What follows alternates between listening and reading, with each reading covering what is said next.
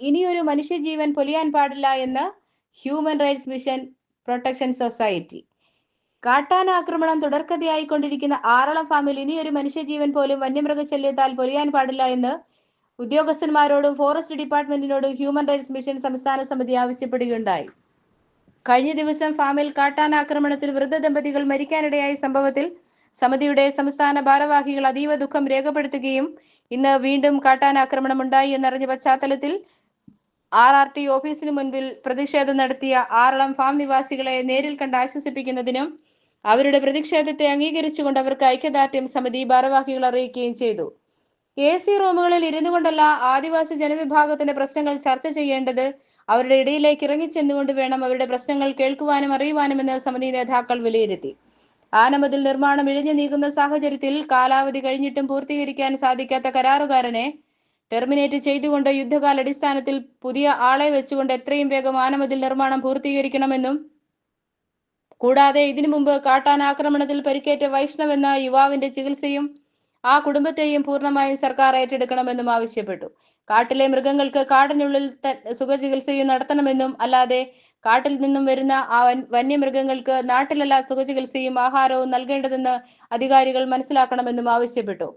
Forest ഡിപ്പാർട്ട്മെന്റിന്റെ തികഞ്ഞ അലംഭാവമാണ് ഇവിടെ മനുഷ്യജീവനുകൾ പൊലിയുന്നതെന്നും ഇനിയും ഇത്തരം സംഭവങ്ങൾ തുടർക്കഥയാവുന്ന സാഹചര്യമുണ്ടായാൽ ആറളം ഫാമിലെ നിവാസികളെ ചേർത്ത് നിർത്തിക്കൊണ്ട് കേരളം ഇതുവരെ കണ്ടിട്ടില്ലാത്ത രീതിയിലുള്ള സമരപരിപാടികളുമായി ആദിവാസി ജനവിഭാഗത്തിന് വേണ്ടി മുന്നിട്ടിറങ്ങുമെന്നും സമിതിയുടെ സംസ്ഥാന ഭാരവാഹികൾ അറിയിച്ചു.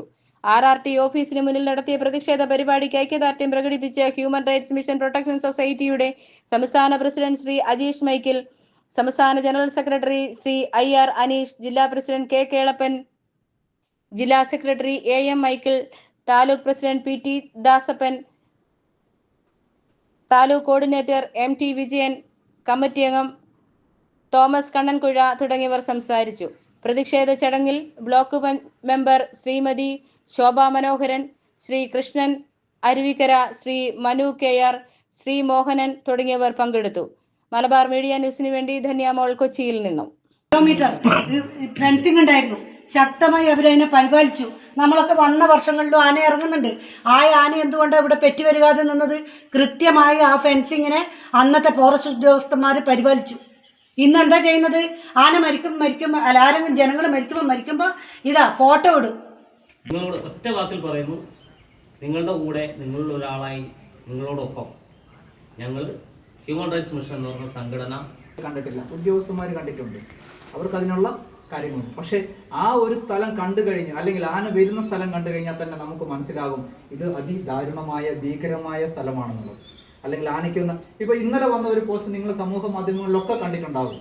ഒരു പാഴ്മരം മതിലിന്റെ നടുക്ക് നിർത്തിക്കൊണ്ട് അപ്പുറം ഇപ്പുറവും വലിയ രീതിയിൽ മതിൽ നിർമ്മാണം നടത്തിയിരിക്കുകയാണ്. ആ പാഴ്മരത്തിനെ മുറിച്ച് കളയാതെ, അതായത് നാളെ ആനയ്ക്ക് വേണമെങ്കിൽ ഒരു ചവിട്ട് കൊടുത്തുകൊണ്ട് ആ പാഴ്മരത്തിനെ കളഞ്ഞുകൊണ്ട് വരാനുള്ള കൃത്യമായ ഗ്യാപ്പ് ഇട്ടുകൊണ്ടിട്ടാണ് ഇവിടെ മതിൽ നിർമ്മാണം നടത്തുന്നത്. അധികാരികളാണ് ഇതിന്റെ തെറ്റുകാരികൾ. അവരുടെ അടുത്ത് നിന്ന് വന്ന ഫാൾട്ടുകളാണ്, പാളിച്ചകളാണ്. അപ്പം ഇവർക്കെതിരെയാണ് നമ്മുടെ ഹ്യൂമൻ റൈറ്റ്സ് പോലുള്ള ആളുകൾ, ഇവർക്കെതിരെയാണ് നമ്മൾ കേസ് എടുക്കേണ്ടത്. ഈ ആദിവാസികളുടെ ജീവിതം വെച്ചിട്ടും കാട്ടുമൃഗത്തിന്റെ ജീവിതം വെച്ചിട്ട് കളിക്കുന്ന ഇവരാണ്. ഇവർ ഇതിനു മുമ്പ് ഒട്ടനവധി കുളങ്ങളൊക്കെ, അപ്പോൾ അത് പുനഃസ്ഥാപിക്കും.